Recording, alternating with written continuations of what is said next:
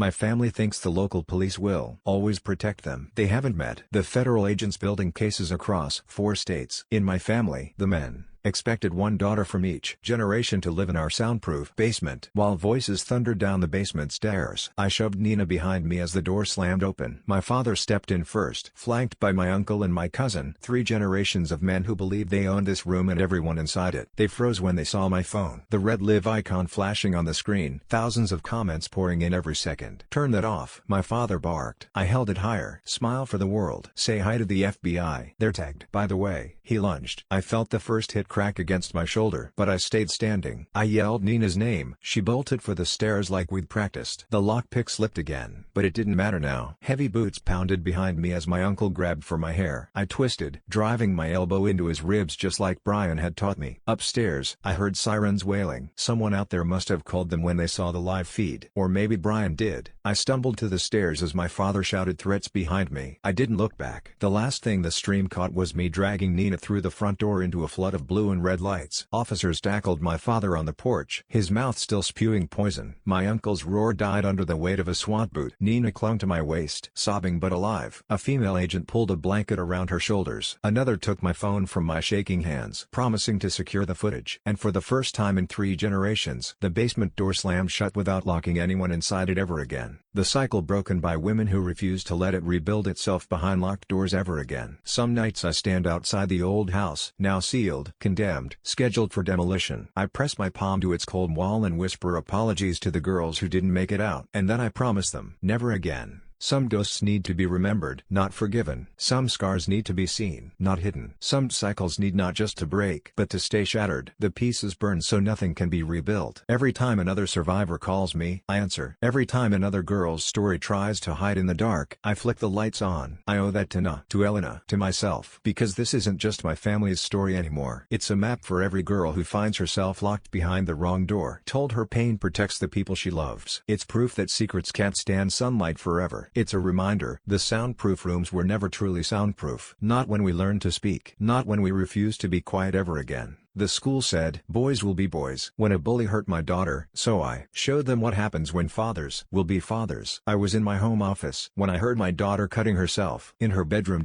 When I walked in, she was surrounded by chunks of her blonde hair with tears streaming down her face. I knelt down and gently took the scissors from her. She looked at me with those big blue eyes and whispered, maybe now he'll leave me alone. Amelia wouldn't tell me much that night. She just kept saying it didn't matter anymore and went to bed with her hair all uneven and choppy. I spent the next 3 days trying to get information out of her. She barely touched her meals. When I called her teacher, Miss Peterson, she laughed at my concern. Oh, you mean Archie Morrison? He has the biggest crush on Amelia. It's adorable how he follows her around like a puppy. Boys that age just don't know how to express their feelings properly. Something about the way she said follows her around made my stomach turn. Luckily, I didn't have to bring it up, because as soon as Amelia got home, she broke down. Archie had been calling her Goldilocks speech every day, getting the whole class to chant it during recess. He'd corner her in empty hallways demanding hugs. Last week, he grabbed her face and forced her to look at him, saying, I'm only hurting you because that's what people do when they're in love. I was furious. The school kept brushing it off as puppy love. So, I told Amelia to yell loudly next time he touched her so teachers would have to pay attention. The next day, Amelia came home with bruises on her wrists and her shirt torn. She'd yelled at Archie to leave her alone in front of everyone. The teacher made her apologize to him for hurting his feelings. After school, Archie and his friends cornered her. You embarrassed me, so now we're even. Tomorrow, I'll show you what real love feels like, he said. Amelia collapsed against me. That night, I drove to Archie's house. His dad answered the door in a suit. Your son has been bullying my daughter. That's not what I heard, he interrupted smugly. Your daughter has been sending mixed signals, leading him on. I nearly lost it, but I noticed his wife standing behind him with a bruise on her cheek. Mark pulled her close. Linda understands how relationships work. 20 years of marriage because she knows that when we get violent, it's because I love her too much to let go. I left, shaking. At home, I found Amelia asleep, her choppy hair like broken wings. The next morning, I photographed her bruises, her torn clothing, and found crumpled notes in her backpack. You're mine. Stop ignoring me or else. One had a drawing of a girl with X's over her eyes. I took photos of everything. Amelia watched silently, pushing cereal around her bowl. When I asked if there were text messages, she shook her head. That afternoon, the principal called called. Not about Archie, but about Amelia. I'm concerned about your daughter's behavior. She's been disruptive. Have you considered counseling? Sometimes children act out when they're struggling at home. My daughter has bruises from being assaulted yesterday. Did Miss Peterson report that? She mentioned Amelia made quite a scene. We can't have students creating hostile environments. He suggested moving her to another class. 2 days later, Amelia came home quiet. They moved me to Mrs. Hoffman's class. None of my friends are there. Archie's still in Miss Peterson's class. Did they say why? The principal said I needed space from the situation. Her eyes were hollow. Dad, he wins. He always wins. Amelia started eating lunch alone. Archie had boys surround her table, making kissing sounds. The lunch monitors ignored it. When she tried the library, she was turned away. Archie claimed she was damaging books. I installed a recording app on her phone. The first recording made my blood run cold. Archie, if you don't start being nice to me, my dad will make sure your dad loses his job. I scheduled a meeting with the superintendent. I brought photos, recordings, and documentation. But Dr. Hayes barely looked at it. Mr. Morrison has already been here. He's concerned about your daughter's mental state. She's been fixating on his son. That's a lie. Look at these bruises. These recordings. Children can be very creative, and recordings can be edited. Mr. Morrison showed me emails you sent to other parents. It seems you're the one doing the harassing. I hadn't sent any emails. Arguing seemed pointless. Soon, strange things began happening. Nails near my driveway. Flat tires. Then one night, Amelia woke me up shaking. Dad, he sent me pictures. Photos of her bedroom window. Different nights, different angles. I called the police. They took notes, glanced at the photos, and shrugged. Could be anyone. Maybe install cameras. The next evening, Linda Morrison knocked. A fresh black eye on her face. I need to talk to you. About Mark. About what he's teaching Archie. She handed me a USB. He has cameras everywhere. He's been teaching Archie how to track phones, how to follow people. I plugged it into my laptop. A video showed Mark demonstrating pressure points on Linda. Women need to be controlled. Smart women understand their place. Linda explained Mark's connections. He'll destroy you if you're not careful. I organized the evidence. The next morning, I brought it to the school board. But Mark stood up. Mr. Thompson is harassing my family. His daughter has an unhealthy obsession with my son. I motion we table this discussion until Mr. Thompson seeks mental health support for his child. The motion passed unanimously. Amelia came home from art class covered in paint. Archie had tried to cut a piece of her hair for his collection. When she pushed him, he fell into the paint. The art teacher blamed her, gave her detention. During detention, Archie and his friends pressed against the classroom windows, making obscene gestures. The monitor ignored it. That night, I pulled Amelia from school. We'll do homeschooling until we figure this out. Thank you, she whispered. 3 days later, a social worker showed up. We received a report of educational neglect. I need to assess Amelia's situation. She introduced herself as Sarah Chen. Something about her seemed familiar. She asked to speak with Amelia alone. When they came out, her expression had changed. I'm Linda Morrison's cousin. I've been watching Mark hurt her for 15 years. She showed me photos of Linda at family events with bruises. Linda always protected him, until now. She'd already contacted a lawyer, Catherine Mackenzie, who specializes in domestic abuse and corruption. The next morning, I met Catherine. She was sharp, focused. She reviewed our case and said, Mark's done this before, but this time, we have more. She outlined our plan. We needed more evidence linking Mark to the harassment. That afternoon, Amelia showed me screenshots of a group chat. Archie giving orders to other boys. Make sure she can't eat anywhere. Block hallways. If enough people say she's crazy, everyone will believe it. I forwarded everything. 2 days later, our doorbell camera caught Archie spray painting threats on our fence. I found the garden hose slashed. Water flooding the side of the house. The outdoor outlet tampered with, but thankfully no fire. We had him on video, clear as day, and now we were ready to fight back. By the time Mark's trial began, the town that once whispered about us now watched openly. Local news stations covered every hearing. The recordings Linda had saved, Archie's testimony, my daughter's photos. It all played out in the courtroom. Undeniable and horrifying. The jury took less than 4 hours to convict Mark on multiple counts. Witness intimidation, conspiracy, domestic assault, contributing to the delinquency of a minor, and endangering a child's welfare. When the verdict was read, Mark's face twisted, not with fear, but disbelief that his power had slipped for good. He was sentenced to 15 years without parole. Archie testified again during sentencing, this time tearful. He apologized to Amelia, to Linda, to his own younger cousins who'd watched him become a mirror of his father. I don't know if Archie will truly change, but I know he'll never stand outside my daughter's window again. Linda and Sarah moved out of state, started over with new names and fresh leases. Amelia needed time, too. Her nightmares didn't vanish overnight, but she found her voice again. in student council meetings, in volunteer work for other kids who felt unheard. Catherine stayed in our corner long after the final gavel. She used the Morrison case to push for new laws protecting students from retaliation when they report harassment or abuse. When the school district adopted the reforms, Amelia spoke at the press conference. She ended her speech with a line that made me realize we'd survived something monstrous and somehow turned it into hope. The people who say fear is stronger than love are wrong. They just never met a girl brave enough to prove it. Some nights I still double-check the locks. Some nights Amelia does, too. But the darkness doesn't own us anymore. We saw what power does when it thinks no one's watching, and then we turned on every light we had. Mark Morrison thought his secrets would stay buried in small-town shadows. He was wrong. And now every kid who's ever been told to shut up or else knows exactly what else can look like when they fight back together.